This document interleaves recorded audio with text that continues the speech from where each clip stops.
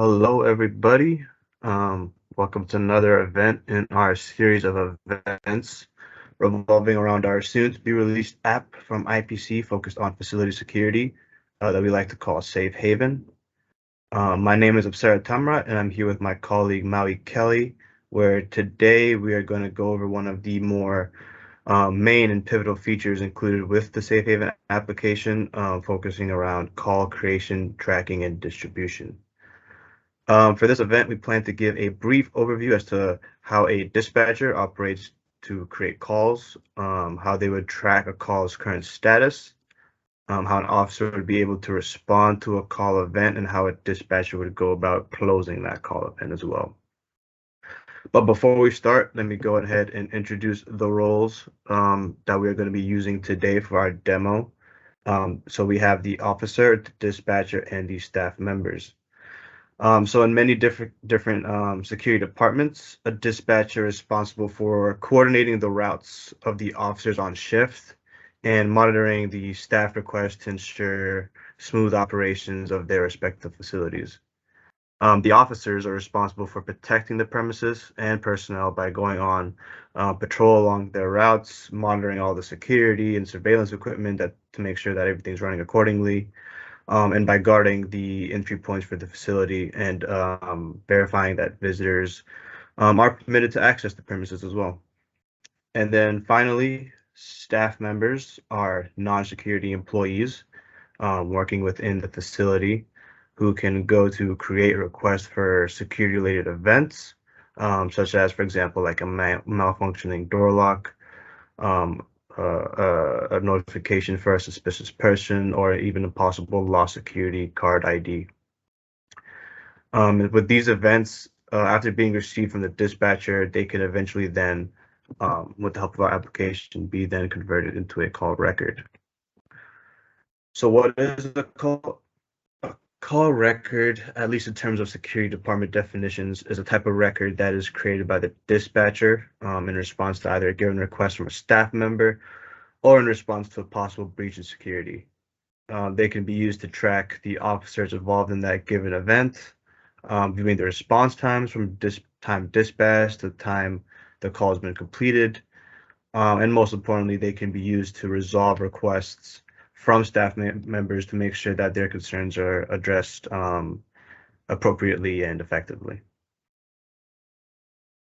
Now with Safe Haven, we work to improve on the call process through several integrated features we look to provide within the application. Number one being that since Safe Haven was created with the intention to be a single page application, the dispatchers and the officers and the staff members are able to view updates without having to navigate across different pages, and they'll be able to see all the information related to a call with one screen without having to refresh or navigate away. Additionally, we also allow dispatchers the ability to generate calls directly from those requests sent in by staff members on the same page. They'll be able to receive the notification from these staff requests, and then from there, decide whether or not a call is required for that specific request, or if it can be handled then and there by the dispatcher without a call being needed to be created. And then finally, with real-time updates and notifications, this allows the dispatchers and the officers to view the current status of the call right then and there from either their laptop device or tablet, without having to navigate to a different application and being able to receive push notifications as well. And with all that said, I'll now pass it over to my colleague Maui, who will provide a short demo on what the call process looks like with Safe Haven and overall showcase how we improve on the call process as a whole. So over to you, Maui.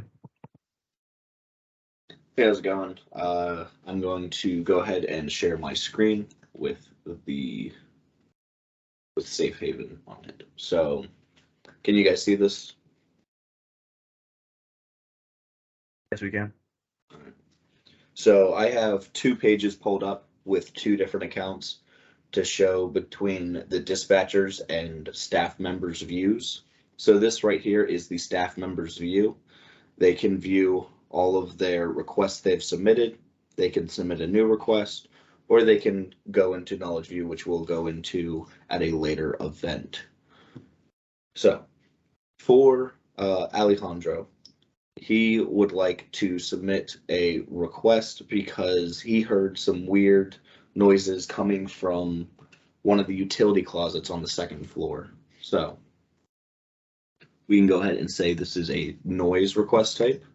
The location would be the second floor utility closet.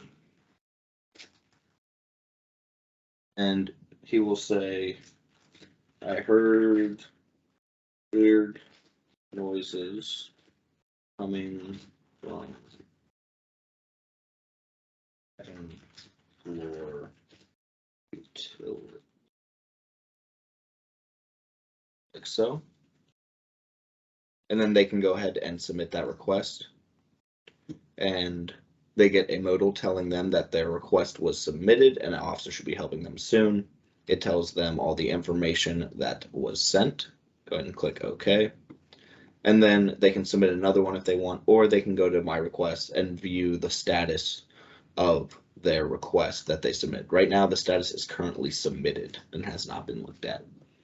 However, if I switch views over to what the dispatcher sees,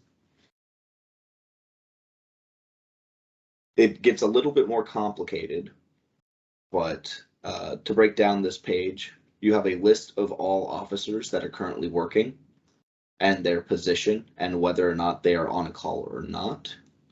You have a list of all active calls and complete calls, so you can view past calls. You have a form to create new calls. Then you also have access to time clock, reports, and knowledge base, which we will go into in future events. On the right, the dispatcher can also see any notifications that the dispatcher needs to be watching at all times.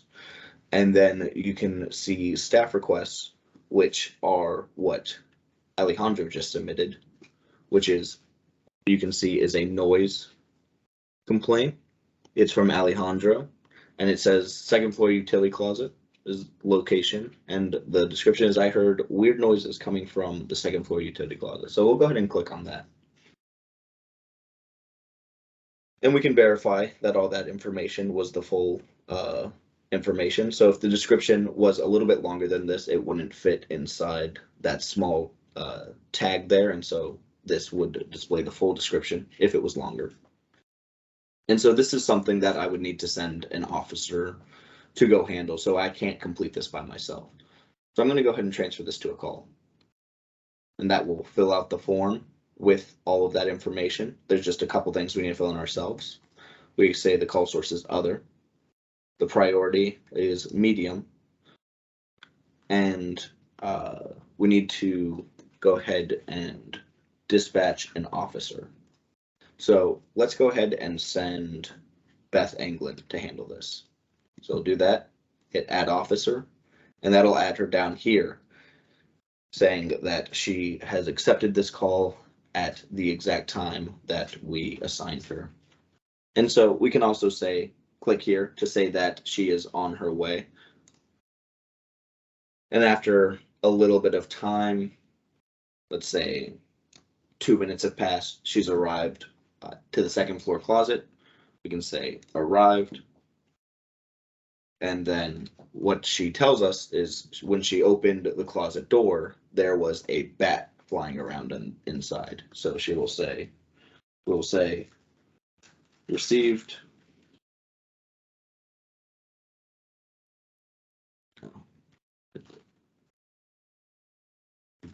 Call from Beth Anglin.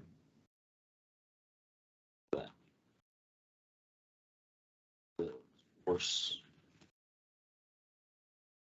for noise, please. And so as the dispatcher with this information, I would then go call animal control and I would add a note. Dispatcher called animal control. Their animal control. Their TA is about 10 minutes.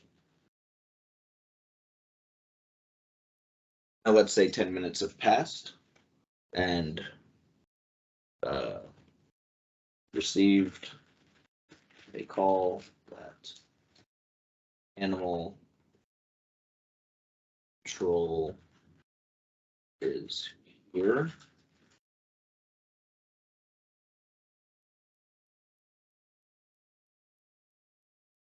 And then we'll go ahead and dispatch Billy to escort animal control up to the closet. And so I'll say that Billy dispatch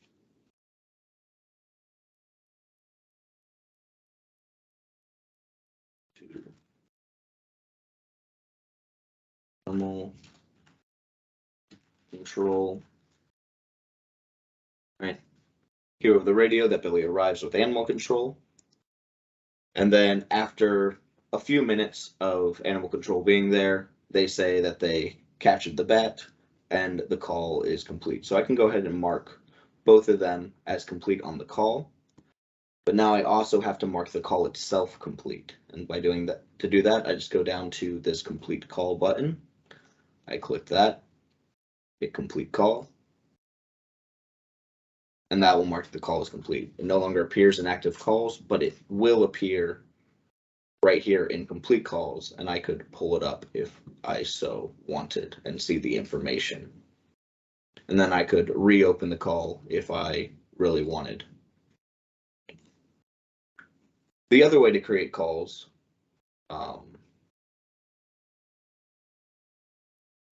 the other way to create calls would be to use the call form. And the way you do that would say you receive a phone call, the staff member doesn't use the portal, they decide to just call the department. You can say, all right, I received a phone call.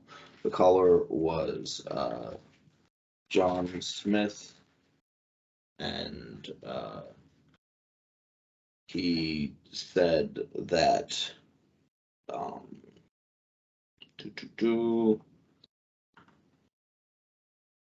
we'll say routine. There's not a good item for this. Low priority, location, card access, or we'll put none because there isn't really a location associated with this. John's card is deactivated. Leave and needs to be reactivated. At timestamp, John called, and then a couple minutes later, at a timestamp, dispatcher did permissions back.